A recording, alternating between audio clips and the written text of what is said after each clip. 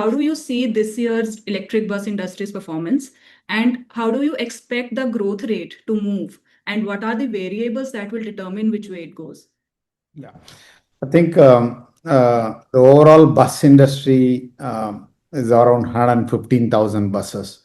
Um, and if you look at 9 meter, 12 meter alone, that's about 60,000 buses overall.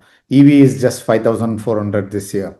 So it grew about 30% when compared to last year. Uh, this is, we were expecting at least to go up to 6,500 plus, but for the magnet issue which we had in the earlier part of the year, plus other challenges, geopolitical challenges, have actually reduced it down. Looking forward in the coming year, at least I am expecting about 8,000 registrations. Having said that, what's happening on the war and geopolitical situation. We are assuming that will get resolved within this month, and then next 3 quarters will be a clear delivery quarters for all of us, and we'll be able to deliver enough vehicles. So that's the presumption. If that is so, and I think at least the market will move up to between 7 and 8,000 vehicles this year. So in the last year, we were growing at 32% higher than the earlier year. We did about 1,280 vehicles. Um, our revenue grew up by 28%. The good part is our bottom line also grew up by 28-29%. So we were growing profitably. Most of the tenders and we are running right now are profitable tenders. Some of them have challenges which we are resolving. But what is more promising for us is we have not delivered the financial numbers and profitability. We have kicked off two new platforms, one in the bus and one in the truck. The bus generation 2 platform for both 12 meter and 9 meter are under development. We have already won a 1,085 order in Telangana for as part of PM E-Drive. These products will be launched by end of this calendar year.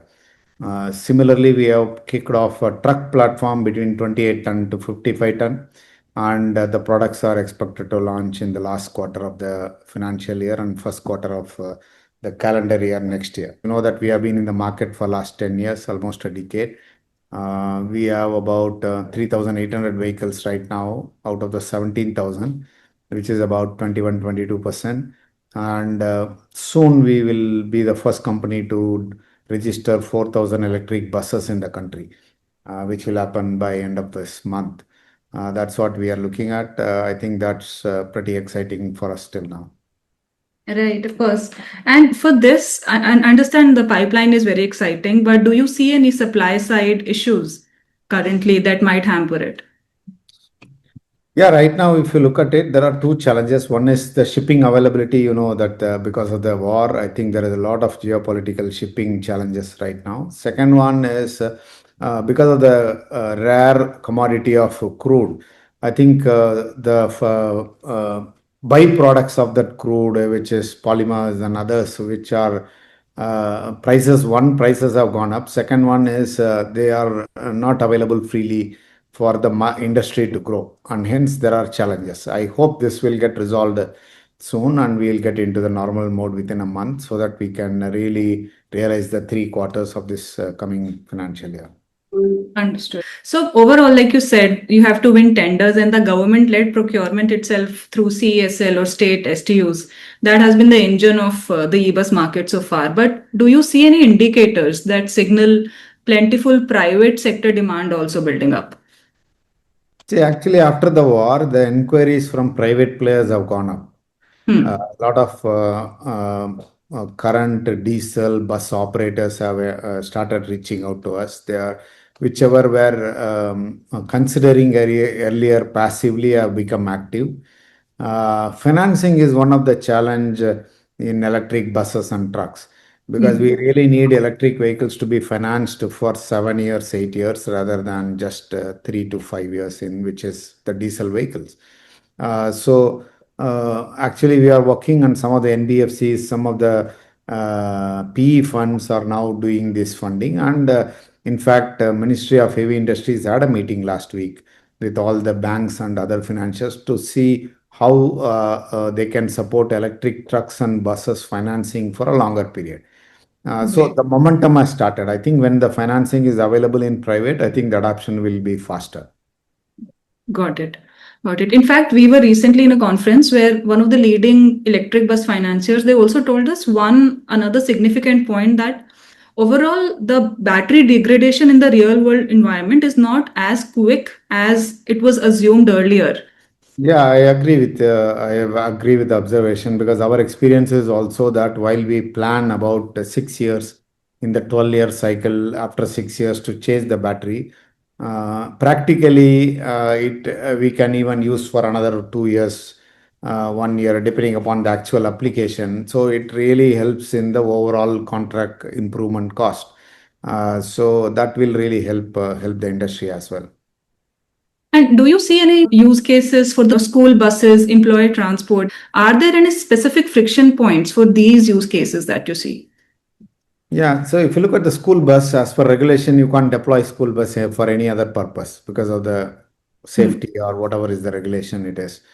So if that is so, then the school bus runs only 25 km one side, maximum 40 km a day for dropping and picking kids. So electric vehicle will not make a TCO parity for a school bus for a pretty long time, unless most of the used cases of electric buses has to be around 150 above or at least 200 above where it will make absolute sense.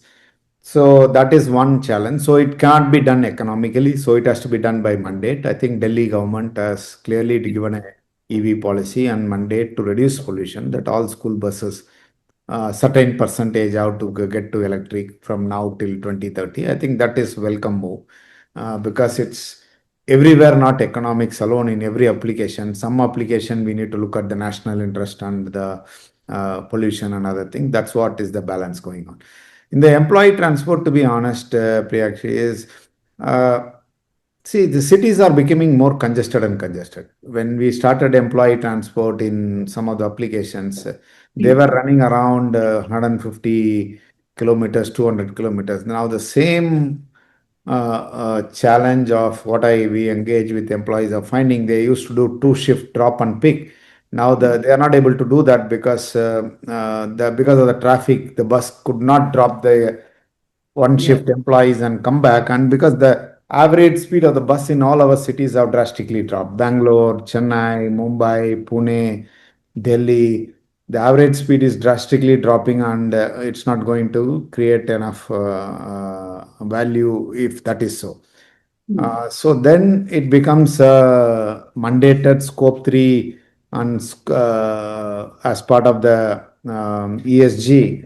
Unless Okay. somebody wants to do scope 2, scope 3, then only employee transport all has to get into electric for carbon credits and all that.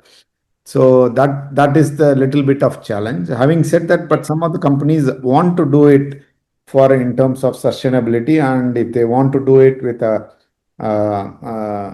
understanding the challenges, then I think it is possible. With so many live deployments, what are the key metrics that are coming back to you from these deployments? Let's say about uptime or battery performance. What are the learnings from there that are being deployed in the next generation?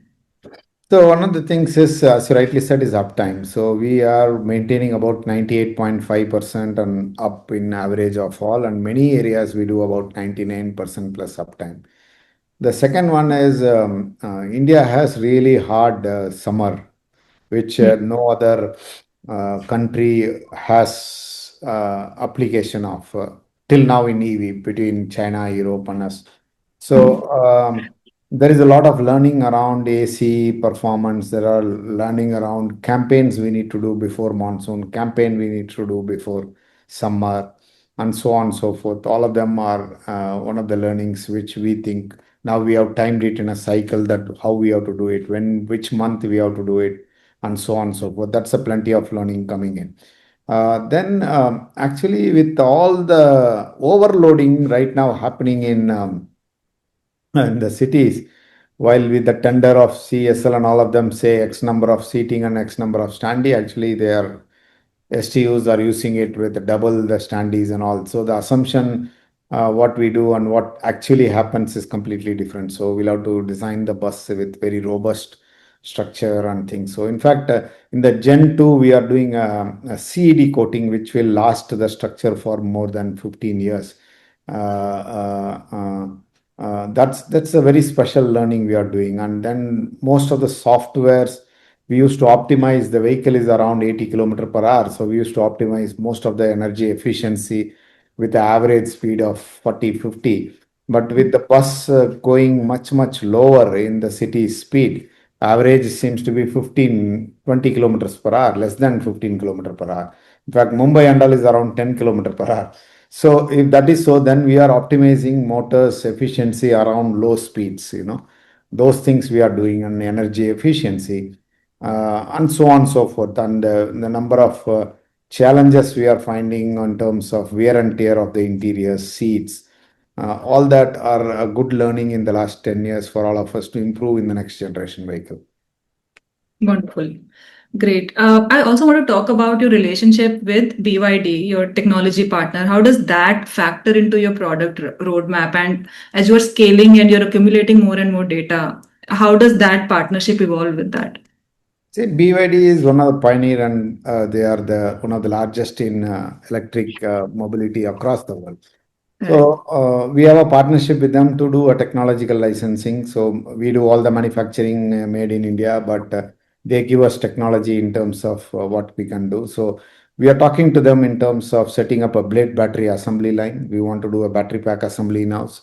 Right now, they are doing in their own facility in Chennai, but in the next generation batteries, we want to do it in our facility, which we are talking, and we are planning a timeline in which we will assemble the battery packs in-house. We are also working with them on something called flash charging, which is 1 megawatt charging, which will help because as you know, we have invested in truck. We strongly believe the truck and some of the intercity buses application, this 1 megawatt charging will really help to accelerate adoption, because you just need 18 minutes, 12 to 18 minutes to charge between up to 80%, and that will Hmm. take you to another 300 kilometers or 400 kilometers. I think that is the technology we'll work on. So any new technologies, we'll continue to look at them and what they do and try to adapt it, and then try to bring it to India so that our customers can also benefit with some of the technologies.